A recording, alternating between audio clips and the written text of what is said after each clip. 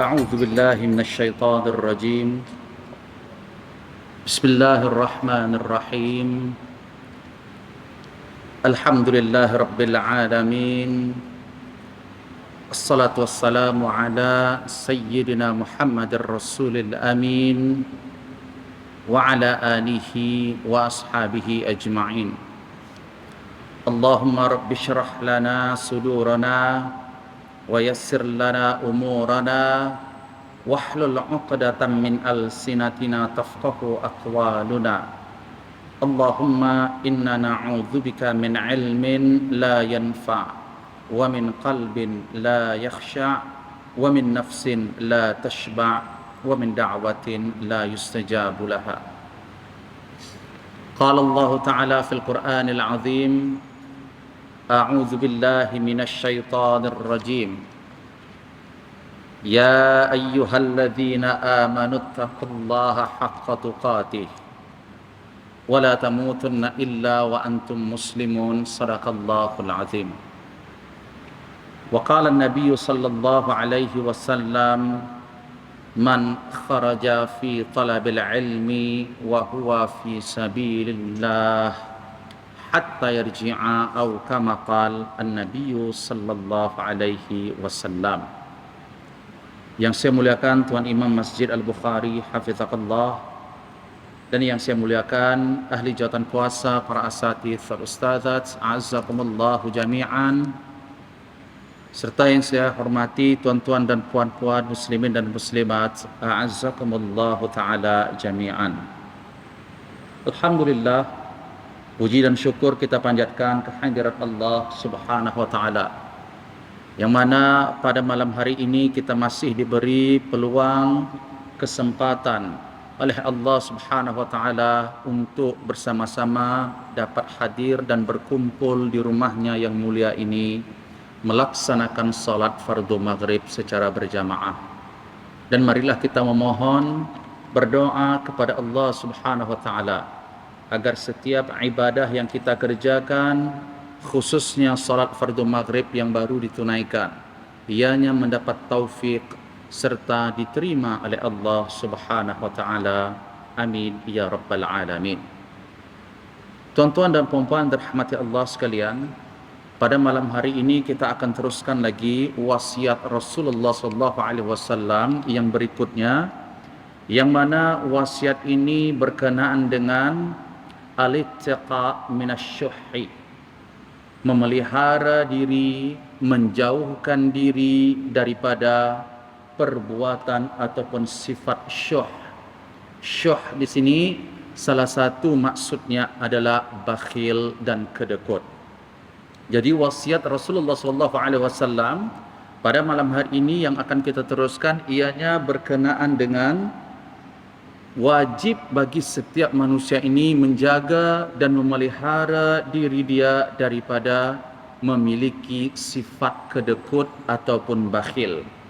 Karena sifat bakhil ataupun kedekut ini merupakan satu di antara maksiat, dan ia tergolong daripada dosa-dosa yang khususnya dapat membinasakan amal ibadah yang dilakukan oleh manusia. Daripada Jabir radhiyallahu anhu, ia meriwayatkan bahwasanya Rasulullah sallallahu alaihi wasallam bersabda, "Ittaqu asy-syuhha." Kata Rasulullah, wahai seluruh umatku. Ittaqu maknanya lelaki ataupun perempuan, seluruh umatku, kata Rasulullah. Siapapun kamu dan apapun pangkat dan statusmu, selagi anda merupakan umatku, kata Rasulullah sallallahu alaihi wasallam, maka peliharalah dirimu daripada sifat bakhil dan kedekut. Kenapa? Fa innahu ahlaka man kana qablikum. Karena sifat bakhil, perbuatan bakhil ini rupanya telah dulu membinasakan umat sebelum kamu. Hamalahum an safaku dima'ahum wastahallu maharimahum, atau kama qala rawahu Al-Imam Al-Bukhari wa Muslim, yang mana sifat bakhil ini sehingga menyebabkan umat terdahulu binasa, karena sifat bakhil ini mendorong mereka, memberi mereka semangat untuk membunuh orang lain, menumpahkan darah orang lain, serta dengan sifat bakhil ini juga mereka menghalalkan perkara-perkara yang diharamkan oleh Allah Subhanahu wa taala. Jadi dalam hadis ini Rasulullah sallallahu alaihi wasallam mengingatkan kita tentang satu di antara penyakit yang amat berbahaya, yaitu penyakit bakhil. Dan bakhil ini salah satu daripada maksiat batin, ya, penyakit hati. Li'annahu laysa min sifati ahli iman, bahwa bakhil ini tentunya bukan daripada sifat orang-orang yang beriman. Maknanya tidak akan mungkin bersatu sifat bakhil dan iman. Dengan kata lain, seseorang yang mengaku dirinya beriman tapi memiliki sifat kedekut dan bakhil, imannya belum lagi benar-benar dapat diterima. Tidak kita katakan ia kafir, tetapi imannya masih lagi lemah. Sebab sifat bakhil ini adalah satu daripada sifat yang menafikan, yang menolak pengakuan iman seseorang. Wa inna ma huwa min sifatil munafiqin al-fasiqin. Kenapa?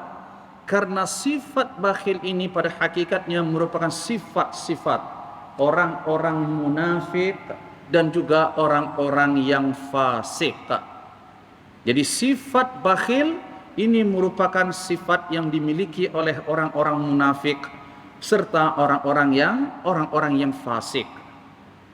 Dan Nabi sallallahu alaihi wasallam telah menjelaskan melalui hadis yang kita sebutkan tadi betapa bahaya dan juga besar efek dan juga kesan yang akan berlaku bagi diri dan juga agama seseorang hamba apabila ia tidak menjauhkan dirinya daripada sifat bakhil ni. Satu daripada bahaya yang disebutkan oleh Rasulullah dalam hadis tadi, ia merupakan penyebab punca kenapa umat terdahulu dibinasakan oleh Allah Subhanahu wa taala. Kalimat dibinasakan di sini dihancurkan oleh Allah Subhanahu wa taala dengan azab, dengan bala, dengan musibah dan lain sebagainya. Dan bala ini seperti yang kita sebut sebelumnya, apabila menimpa orang yang beriman, maka ia patut disebut sebagai musibah dan bala. Tapi apabila ia menimpa orang yang kafir, orang yang munafik, orang yang fasik, maka itu bukan musibah, melainkan ianya adalah azab yang dicepatkan oleh Allah di dunia ini. Ini bezanya tuan-tuan dan puan-puan dirahmati Allah. Jadi bahayanya sifat bakhil, kata Rasulullah, ini merupakan punca ataupun di antara penyebab utama kenapa umat terdahulu dibinasakan oleh Allah Subhanahu wa taala. Begitu juga Rasulullah menyebut dalam hadis yang lain, iyyakum wasyuhha. Kata Rasulullah, jauhilah dirimu daripada penyakit bakhil, sifat kedekut, kata Rasulullah. Fa inna ma ahlaka man kana qablikum bisyuh. Ini kerana punca di antara penyebab-penyebab binasanya umat terdahulu adalah sifat bakhil. Dan bukan hanya mereka kedekut dan bakhil hanya pada diri mereka sahaja, melainkan kata Rasulullah, amarahum bil bukhli. Orang-orang yang kedekut ni tadi, dia mempengaruhi, dia suruh orang lain juga untuk melakukan perkara yang sama, yaitu melakukan perbuatan bakhil ni. Dan mereka ini juga adalah orang-orang yang menyeru untuk melakukan perbuatan maksiat selain daripada bakhil. Perbuatan maksiat yang mereka pengaruhi kepada umat terdahulu juga adalah memutuskan tali silaturrahim. Dan orang yang diajak, orang yang dihasut dan dipengaruhi ini pula mendengarkan dan melakukan apa yang disuruh oleh orang-orang yang suka memutuskan tali silaturahim dan juga orang-orang yang bakhil. Dan bukan hanya itu, kata Rasulullah, amarahum bil fujuri fafajaru.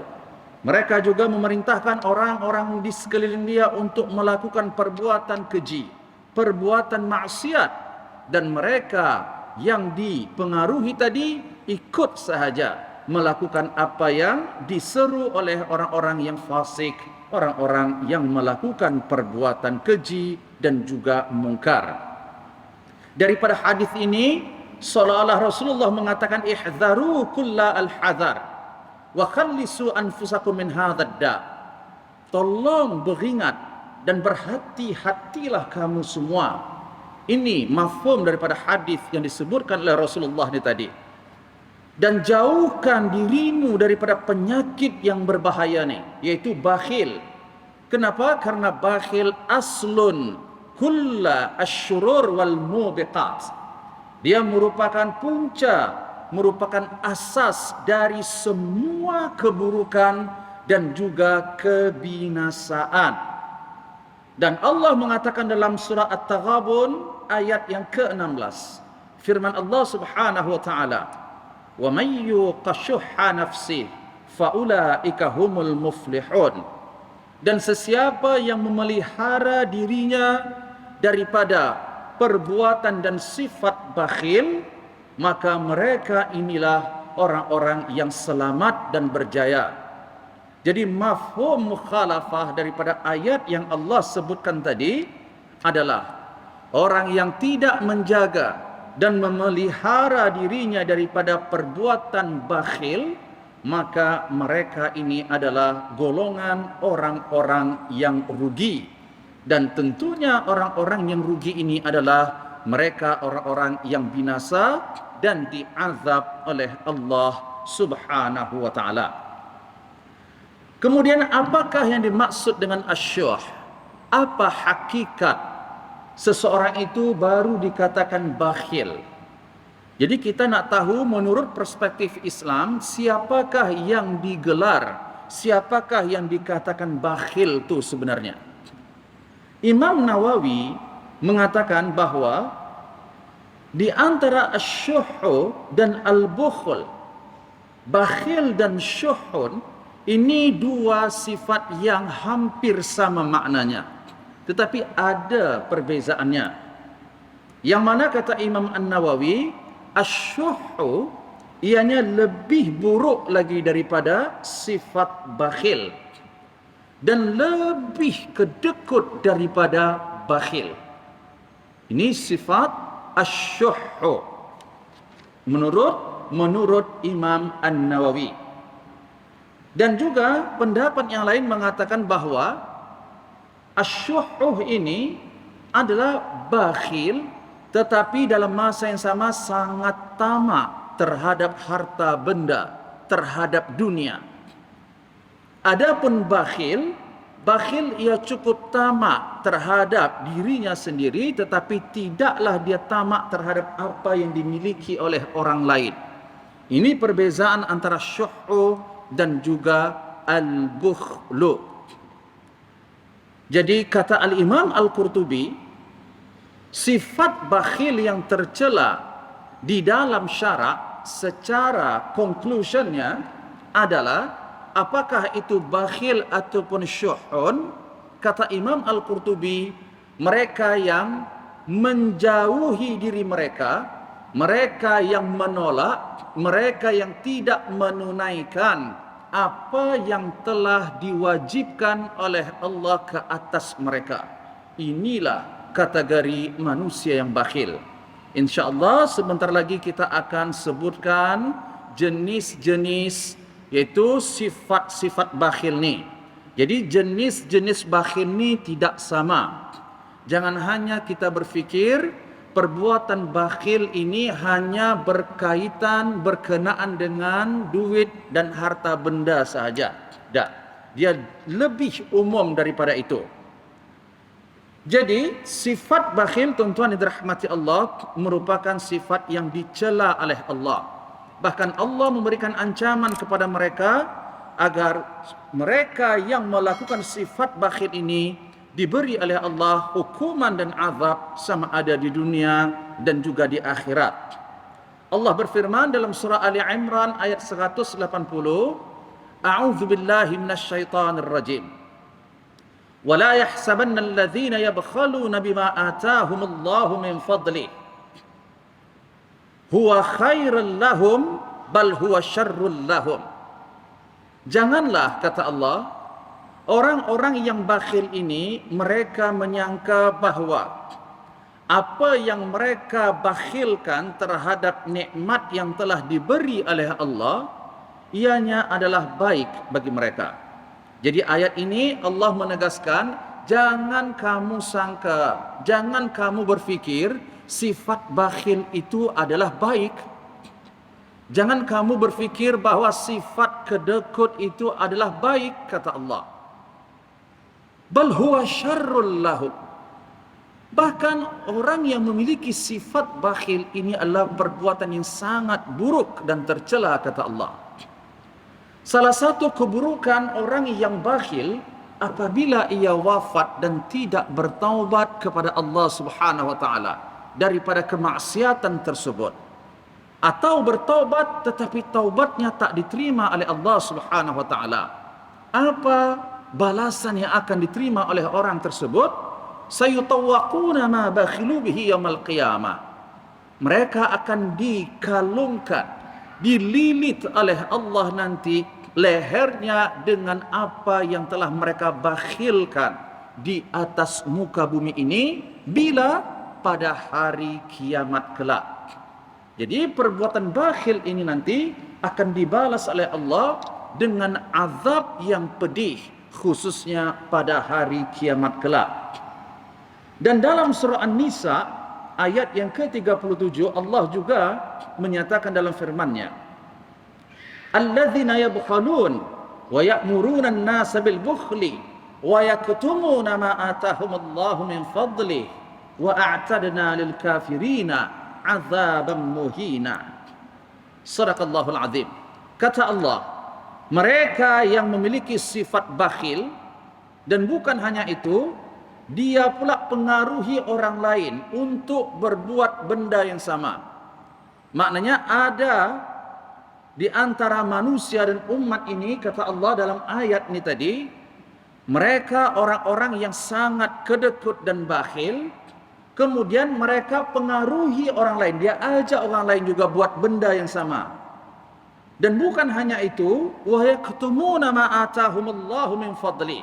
Mereka juga adalah golongan yang menyembunyikan kebaikan dan juga nikmat yang telah Allah beri dan Allah datangkan kepada mereka.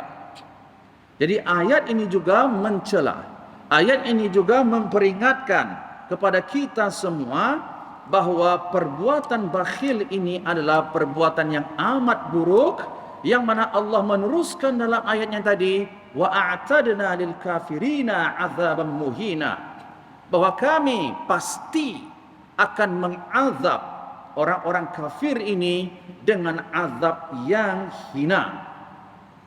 Ibnu Abbas meriwayatkan bahwa terdapat sebab turun ayat, yaitu ayat yang ke-37 surah An-Nisa ini.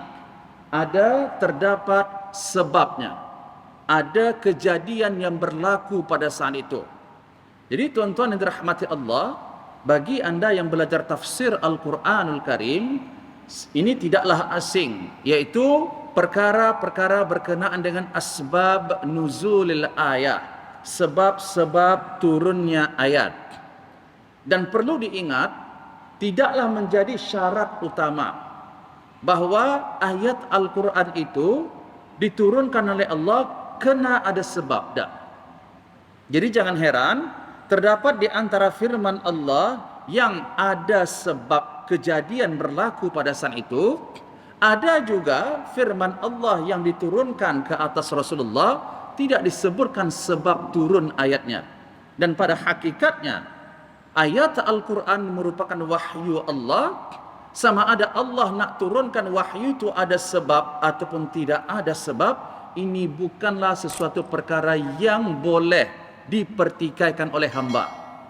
Jadi cukup kita menerima dan mempercayai serta memahami kalau ada terdapat di antara ayat-ayat dan firman Allah ini tadi sebab-sebab ataupun kejadian yang berlaku pada saat itu. Khususnya surah An-Nisa yang saya sebutkan tadi, ayat ke-37. Menurut Ibnu Abbas, bahwa sebab turun ayat ini karena Kurdum bin Zaid, Halif Ka'ab bin Al-Ashraf, wa Usamah bin Habib, wa Nafi' bin Abi Nafi', wa Hayy bin Akhtab, kulluhum minal Yahud. Pada saat itu terdapat golongan orang-orang Yahudi yang saya sebutkan nama-nama tadi, semuanya orang Yahudi, kata Ibnu Abbas.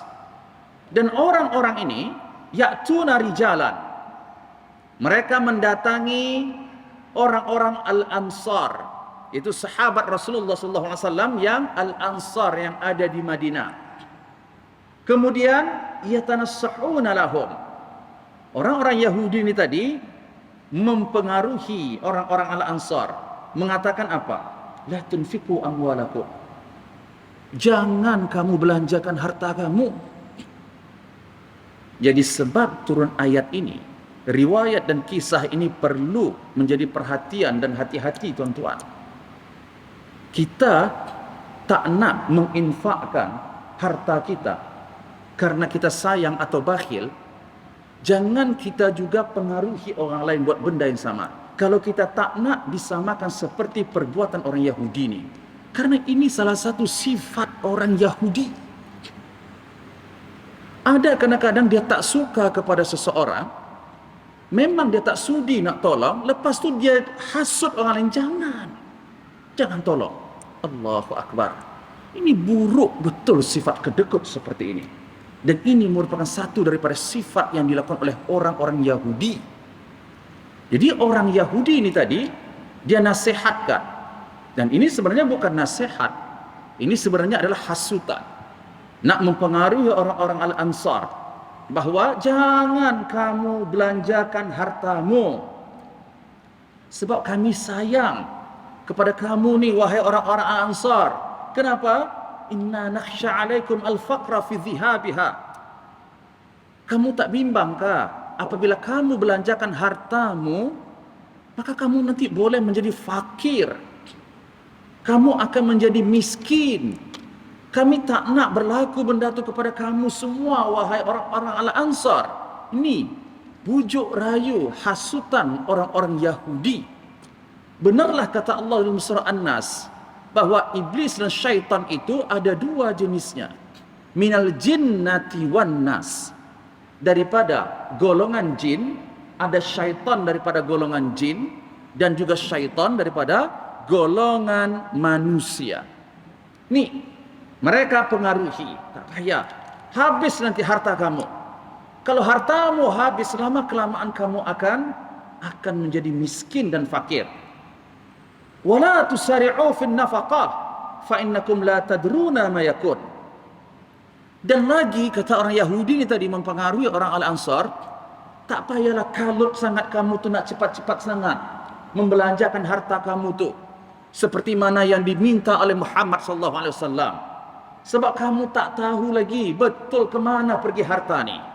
Iyakah sampai, iyakah dimakan oleh orang yang kamu nak bagi tadi, atau ada orang yang nak ambil. Jadi dia pengaruhi agar orang Al-Ansar tadi tidak membelanjakan hartanya di jalan Allah.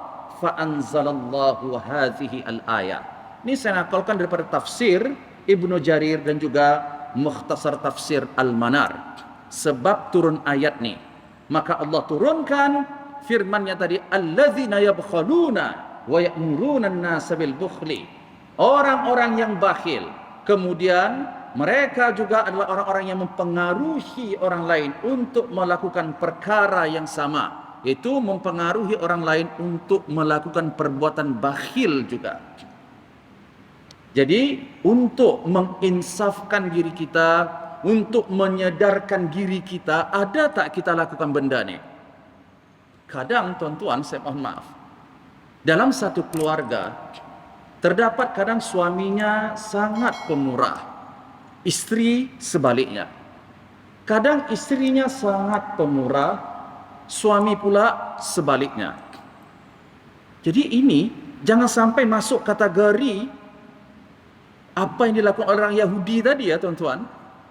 Jadi apabila kita bicara masalah menghasut orang lain, ini termasuk juga kepada keluarga sendiri, kepada orang yang terdekat. Kadang suami nak bagi sedekah sedikit, kata istri tak payah, dia masih sehat lagi, masih boleh bekerja lagi, tak payahlah, banyak lagi keperluan kita yang lain. Atau sebaliknya istri nak bagi, orang suami tadi pula larang, tak payah. Padahal Allah sebut dalam firman-Nya, ara'aital ladzi yukadzibu bid-din fadzalikal ladzi yad'al yatim wa la yahuddu 'ala ta'amil miskin. Satu daripada tanda-tanda pendusta agama adalah mereka yang tidak memberi pertolongan dan makan orang miskin. Allah tak sebut di sini miskin tu kena lumpuh cacat, tak. Janji dia miskin. Dan miskin ini menurut fuqaha Asy-Syafi'iyah, definisi dia, walaupun fakir lebih teruk daripada miskin. Jadi miskin ni, kalau diandaikan keperluan dia 10, dia tak sampai keperluan 10 tu dia dapat. Hanya dapat 6 ataupun 7 sahaja daripada yang dia perlukan. Ini kategori miskin.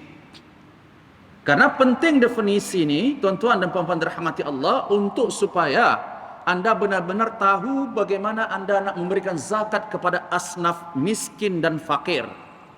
Ingat, asnaf, khususnya fakir dan miskin, bukan menurut adat, bukan menurut pandangan anda, tapi menurut syarak. Kadang menurut adat dia miskin, tapi tidak dalam syarak. Sebab itu perlu merujuk kepada definisi apa yang dimaksud dengan miskin. Adapun fakir, dalam mazhab Syafi'i, dia lebih lagi dahsyat daripada miskin. Orang yang contohnya keperluan dia 10, tapi tak sampai separuh pun yang dia dapat tutupi keperluan dia. Cuma ada 4, 3 saja. Tak sampai 5 pun penghasilan dia. Ini namanya fakir. Jadi tuan-tuan yang dirahmati Allah sekalian, tolong beringat dengan ayat ni tadi. Satu daripada pendusta agama adalah orang-orang yang tidak mahu memberi makan, memberi pertolongan kepada orang-orang yang miskin. Allah sebut tak dalam ayat ni, miskin yang tak ada mata, miskin yang tak ada telinga, miskin yang tak ada kaki. Kenapa selalu lidah kita ni mengatakan tak payahlah, dia masih sehat lagi, boleh lagi dia bekerja? Itu urusan dia. Jangan anda risau. Hakim kita ada yang maha adil, Allah. Alaihissallahu bi ahkamil hakimin. Kalaupun orang yang meminta sedekah, orang miskin tadi, dia berpura-pura menjadi miskin, anda jangan risau, hukuman dia ada di sisi Allah. Nanti pada hari kiamat datang dengan wajah tidak ada daging sedikit pun di mukanya. Ini balasan orang yang suka mengemis minta sedekah tapi masih mampu. Tapi kita bukan Tuhan yang boleh menghukum. Kita di dunia ini hanya melakukan apa yang disuruh oleh Rasulullah. Dan menghukum manusia itu dengan nahkum bidzawahir, secara zahir. Wallahu yatawallas sarair. Masalah batin dan hati ini hanya Allah sahaja yang tahu. Sebab itu jangan sampai kita manusia yang menjadi orang yang suka buruk sangka. Karena salah satu sifat buruk sangka yang tadi, ini yang boleh membinasakan kita, dan ini maksiat. Iyyakum wadh-dhann fa inna dhanna akdzab al-hadits, kata Rasulullah. Jauhi buruk sangka, karena buruk sangka ini sedusta-dusta ucapan, sedusta-dusta perkataan. Bahkan Allah mengatakan, ya ayyuhalladzina amanu ijtanibu katsiran minadh-dhanni fa inna ba'dadh-dhanni itsmun. Wahai orang-orang yang beriman, jauhi dirimu daripada buruk sangka, karena sedikit sebahagian buruk sangka sahaja itu adalah dosa. Jadi di sini saya ingin ingatkan diri saya dan kita semua, khususnya untuk menjaga lidah. Apatah lagi saat ini alhamdulillah kita berada di 10 terawal di bulan Dzulhijjah. Jadi mungkin bagi mereka yang mampu, mereka yang melakukan kurban, ya, dan lain sebagainya. Apa yang ingin saya sampaikan untuk diri saya dan kita semua, jaga lidah kita. Kadang kita ni dah tak berkurban, lidah kita kadang-kadang melampaui batas. Kenapa saya katakan seperti itu? Dia mampu, tapi karena merasa mahalnya tahun ni kurban, sampai sekian harga dia satu bahagian, sampai sekian ribu pula satu bahagian, memang tak patutlah. Allahu Akbar. Ini satu perkara yang dilarang dalam syarak, tuan-tuan. Tidak ada adab kita kepada Allah. Karena berkurban ini merupakan syariat Allah, dan ia tidak ada tertakluk dengan harga. Kita sama-sama tahu tarikh dan sejarah ibadah kurban ni. Allah baru uji kita dengan sedikit lebih harga daging, tapi tak kita rujuk asas kenapa Allah syariatkan kurban. Nabi Ibrahim langsung Allah perintahkan sembelih anaknya, tuan-tuan. Berapa nilai anak dengan satu ekor lembu, satu ekor kambing? Boleh anda nilaikan anak anda dengan kambing? Tentu tidak. Jadi kalimat mahal sungguhlah, tak maulah nak berkurban. Jadi kesalahannya satu, yang pertama ni tadi, tak berkorban satu hal. Yang kedua, lidahnya ni tadi, mengucapkan perkataan yang buruk. Ini seolah-olah dia memperlekeh syariat kurban, tuan-tuan. Tahan lidah. Tak nak korban sudah. Tak apa. Kalau rasa takut dan sayang sangat, tak payah. Jangan keluarkan mulut tu. Ada pula lagi yang teruk, sama seperti yang kisah Yahudi tadi, dia hasut orang lain. Tak payahlah pergi situ, memang mahal. Baik kita kurban di sana, baik kita kurban sana. Sekarang ini kurban ini jual beli atau kita nak takwa Allah, tuan-tuan. Ketakwaan itu tentu kita lakukan dengan sempurna. Kita berusaha untuk menyempurnakan apa yang diperintah oleh Allah. Tidak salah, tuan-tuan, cari tempat yang lebih murah, tapi pastikan apa yang anda berikan itu orang tu memang betul-betul memerlukan. Tapi jangan sampai anda share, anda send di tempat yang lain karena mengelakkan harga yang lebih mahal. Ini seolah-olah anda mengatakan bahawa rugi kalau anda berkurban di sini karena harganya lebih mahal dan lebih banyak menguras duit saya. Mana kita tidak percaya apa yang disebut oleh Rasulullah, bahawa mana qasad sadaqatun min mal, tidak akan harta benda kamu berkurang disebabkan sedekah, kata Rasulullah. Katanya sayang kepada Rasulullah, katanya cinta kepada Nabi. Hadis Nabi yang ni pun kita tak nak buat. Apa bukti kita sayang kepada Rasulullah? Saya mau tanya, tuan-tuan, ibadah tentunya yang kita nak lakukan selama hari ini secara sempurna. Sempurna di sini maksudnya apa, tuan-tuan? Kita laksanakan rukun-rukunnya, syarat-syarat sahnya, adab-adabnya, sunnah-sunnahnya. Betul tak, tuan-tuan? Ini ibadah yang sempurna itu tadi secara fiqh dan zahirnya. Kalau saya tanya kepada anda, mana lebih sempurna? Ini kita bicara masalah hukum, ya. Kita tidak bicara masalah mengagihkan daging di mana-mana negara. Ini bukan kita bicara masalah politik di sini. Tapi saya nak bicara supaya kita tahu, saya hantar bantuan ataupun kurban saya ini ke negara tertentu bukan karena nilai, bukan karena murah atau mahal. Memang saya prihatin. Memang saya betul-betul tahu mereka sangat memerlukan. Okey, alhamdulillah, Allah Maha tahu niat kita. Tapi kesempurnaan ni tadi, maksud saya, satu daripada perkara yang menyempurnakan ibadah kurban tu apa, tuan-tuan? Orang yang berkurban tu, kalau dia tak boleh menyembelih sendiri, apa yang dia perlu buat, tuan-tuan? Dia menyaksikan sembelihan yang dia kurbankan, betul? Ini yang Rasulullah perintahkan kepada anaknya Fatimah. Ishhadi, saksikan udhiyatak. Kamu saksikan sembelihan kamu tu, binatang kurban yang kamu kurbankan tu, kamu tengok. Ada tak di antara kita di sini yang berkorban memahami sunnah-sunnah dan adab-adab ini, tuan-tuan? Dan ada tak azam niat kita nak buat sunnah tu?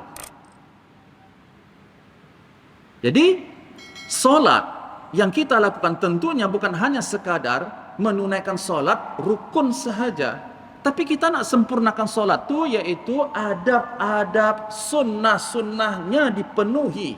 Ini maksudnya tuan-tuan dirahmati Allah. Jadi hati-hati. Karena sifat bakhil, karena kita tak puas hati, karena kita tak suka, ini bukan hanya membinasakan diri kita, tapi kita juga pengaruhi orang lain, lagi dahsyat dosanya. Tak apa, tak nak berkorban sudah. Dalam mazhab Syafi'i, korban merupakan sunnah muakkad.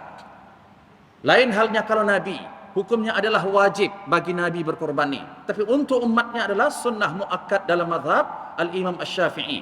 Walaupun Nabi sudah memberikan inzar dan peringatan bahwasanya orang yang memiliki kemampuan tapi tidak nak berkorban, la taqribanna masajidana, jangan dekatkan masjid kami. Jangan datang, jangan dekat ke masjid kami, kata Rasulullah sallallahu alaihi wasallam. Ni ancaman Nabi bagi orang yang tidak mahu berkorban, walaupun hukumnya tidak wajib, tetapi ianya adalah sesuatu yang sangat-sangat dituntut di dalam agama. Jadi kembali kepada sebab turun ayat tadi, orang-orang Yahudi ini dia pengaruhi orang lain. Tak cukup dia saja yang bakhil, tapi dia ajak orang lain-lain untuk melakukan perkara yang sama. Kemudian bakhil tadi juga saya ulang merupakan satu daripada ciri-ciri dan sifat orang Yahudi, tuan-tuan. Rupanya bakhil, kedekut ini merupakan ciri-ciri dan juga sifat orang Yahudi. Yang mana Allah Subhanahu wa taala berfirman dalam surah An-Nisa ayat 53. Allah menyatakan am lahum nasibum minal mulki fa idzal la yu'tunan nasa naqira. Kata Al-Imam Asy-Syaukani mengatakan bahwa bakhil ini memang sifat yang mesti ada kepada orang Yahudi, sama seperti bayangan yang ada ketika matahari terbit. Jadi pada waktu matahari terbit itu kan ada bayangannya. Macam itulah sifat bakhil yang tidak terpisah daripada orang-orang Yahudi. Dan kata Al-Imam Asy-Syaukani, fala tara yahudiyan wa in kana maluhu fi ghayatil kathrah illa wa huwa min abkhal khalqillah. Maka kamu akan dapati umumnya orang-orang Yahudi ini, meskipun mereka kaya raya dan banyak harta, tetapi sifat mereka ini adalah makhluk yang paling bakhil sekali di atas muka bumi ini. Bukan kata saya, tetapi ini adalah kata Al-Imam Asy-Syaukani. Jadi yang pertama ingin saya sampaikan kepada kita semua, tuan-tuan rahmati Allah, bakhil bukan hanya perbuatan maksiat, bakhil bukan hanya perbuatan yang dilarang oleh Allah sahaja, tetapi bakhil adalah salah satu sifat dan ciri-ciri orang Yahudi. Kalau kita tidak nak seperti mereka, maka jauhi sifat ini. Kita mengaku beriman, kita mengaku orang yang melakukan semua rukun Islam dan rukun iman, tapi dalam yang sama kita melakukan perkara yang sama dilakukan oleh orang Yahudi, yaitu bakhil. Yang kedua, bakhil ini merupakan sifat orang-orang yang munafik, orang yang hipokrit, tuan. Jadi bakhil, keburukannya yang kedua adalah merupakan sifat orang-orang munafik. Allah mengatakan dalam surah Al-Ahzab ayat 19, A'udzu billahi minasyaitonir rajim. Asyihhatan 'alaikum fa idza ja'al khaufu ra'aitahum yanzuruna ilaik taduru a'yunuhum kalladhi yughsha 'alaihi minal maut fa idza dhahaba al-khaufu salakukum bi alsinatin hidad asyihhatan 'alal khair. Asyihhatan 'alal khair. Ni Allah mention, Allah sebut dalam ayat ni. Apa kata Al-Imam At-Tabari? Sesungguhnya Allah menyebut sifat orang-orang munafik di dalam surah Al-Ahzab ayat 19 ni. Ada dua sifat buruk yang Allah sebut dalam ayat ni. Apa? al-jubn wasyuh, pengecut dan juga bakhil. Nabi senantiasa berdoa meminta perlindungan kepada Allah. Di antara doa Nabi, Allahumma inni a'udzubika minal jubni wal bukhli wal huzni wa ghalabatad daini wa qahrir rijali. Ini doa Nabi. Nabi pun takut berlaku sifat bakhil yang tercela ni. Ya Allah, hamba berlindung kepadamu daripada sifat penakut, pengecut dan juga sifat bakhil, ya Allah. Jadi kata Imam At-Tabari, ayat yang kita sebutkan surah Al-Ahzab yang ke-19 tadi, Allah sebutkan ada dua sifat orang munafik dalam ayat ini. Yang pertama pengecut, dan yang kedua adalah bakhil. Mereka sangat-sangat kedekut. Jadi Allah memperingatkan melalui ayat ini, siapa yang mengaku beriman kepada Allah tapi dalam masa yang sama memiliki sifat bakhil dan juga sifat pengecut, maka ketika itu belum lagi betul-betul ia dikatakan orang yang beriman. Maknanya dia beriman tapi dalam masa yang sama dia telah melakukan perkara-perkara yang menyebabkan dia tadi tergolong orang yang munafik, yaitu pengecut dan juga bakhil. Dan dalam hadis yang lain pula Rasulullah mengatakan, yataqarab az-zaman wa yanqus al-amal wa yulqa asy-syuh. Bahwa pada hari sudah dekatnya hari kiamat, masa ini akan cepat sekali berlalu, kata Rasulullah. 24 jam itu cepat sangat berlalunya. Setahun, sebulan, seminggu ini sangat cepat sekali berlalunya apabila berada di akhir zaman, kata Rasulullah. Dan ini kita rasakan. Dan pada saat itu, maknanya apabila masa di dalam dunia ini sudah mula cepat, maka ketika itu akan ada dua perkara yang kamu dapati, kata Rasulullah. Yang pertama, yanqus al-amal. Sedikit betul amalan manusia ni, kata Rasulullah. Sedikit amalan soleh yang dilakukan oleh umatku. Dan yang kedua, yulqa asy-syuh. Maknanya terdapat ramai daripada umatku ini, mereka yang diuji oleh Allah dengan apa? Dengan sifat bakhil. Dengan sifat bakhil. Jadi bakhil di sini tentunya dengan kategori dan jenis-jenis yang berbeza. Apa yang dimaksud oleh Rasulullah bahwa apabila sudah dekat akhir zaman nanti, satu daripada perkara yang buruk yang berlaku kepada umat Nabi ini, ramai yang bakhil. Jadi umum, ternyata banyak kategori bakhil yang dimaksud oleh Nabi di dalam hadis ini. Yang pertama, ciri-ciri dan bentuk sifat bakhil dan kedekut itu, tuan-tuan dan puan-puan dirahmati Allah. Yang pertama, seseorang itu dikatakan bakhil apabila dia tidak menunaikan kewajiban yang diwajibkan oleh Allah ke atasnya, dan juga tidak melaksanakan ketaatan yang telah difardukan oleh Allah Subhanahu wa taala.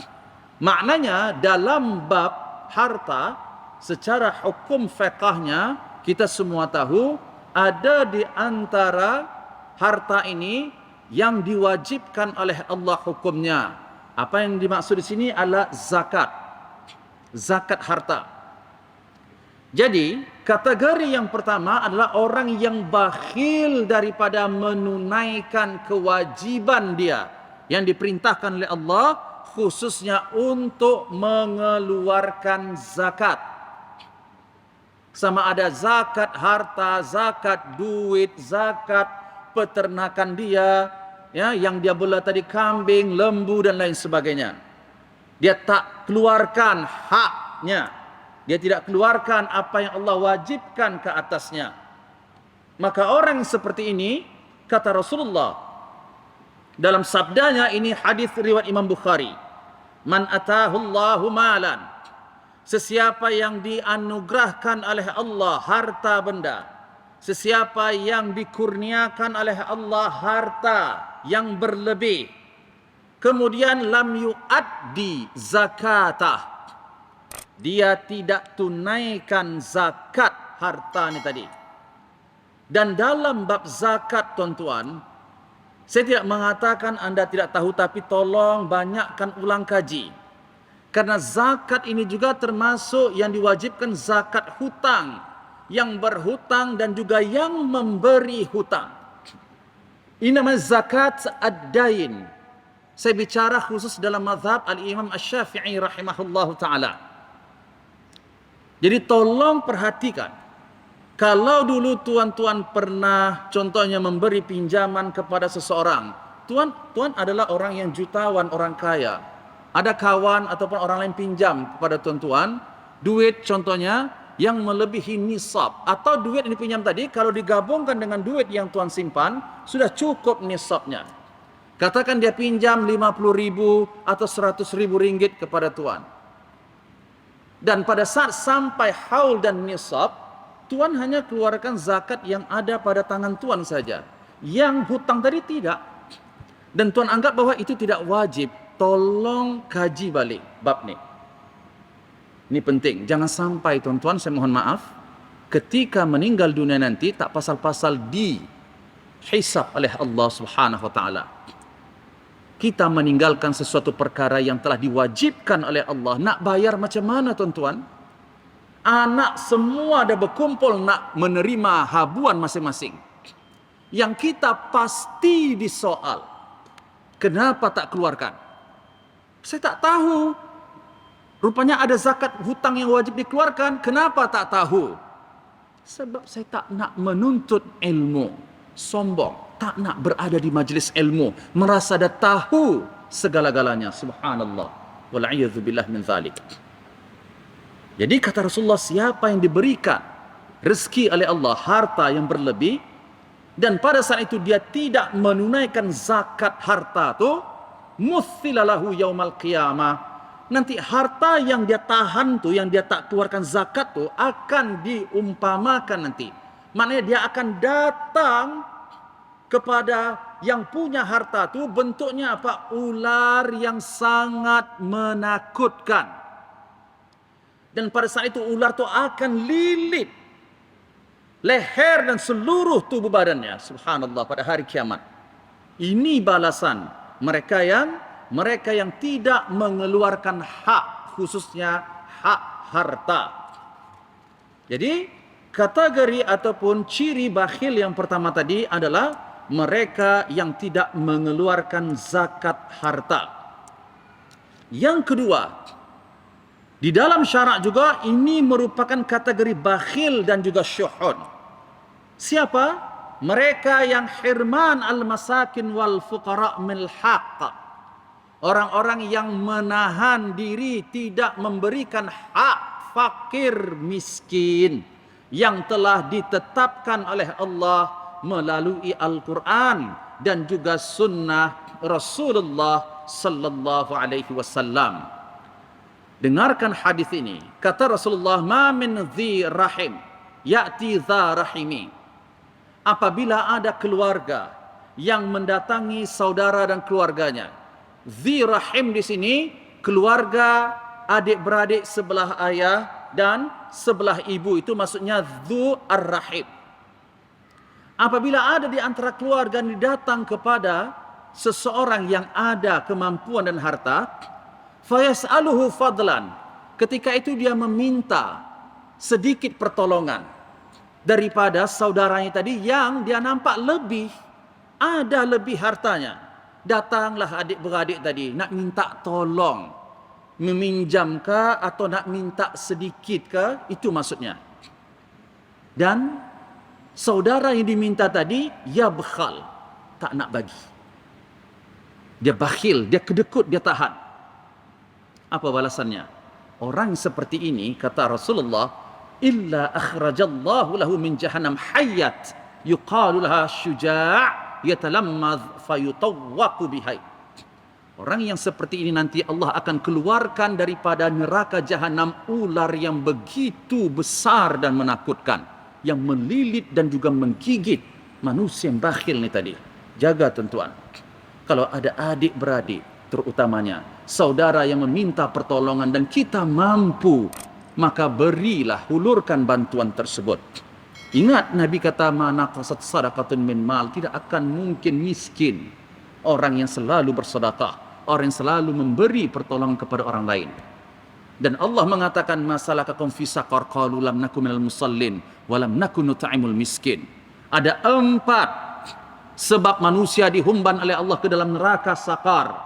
Satu daripada penyebab 4 ni tadi, yang pertama ketika malaikat tanya, kenapa kamu dibakar dalam neraka sakar wahai ahli neraka? Maka mereka jawab, qalu lam nakum minal musallin, kami dulu adalah orang-orang yang tidak menunaikan salat, tidak menyempurnakan rukun-rukun salat. Tak menunaikan salat bukan hanya dia tinggalkan salat, tapi salat yang dia buat tu tak betul, tidak sah.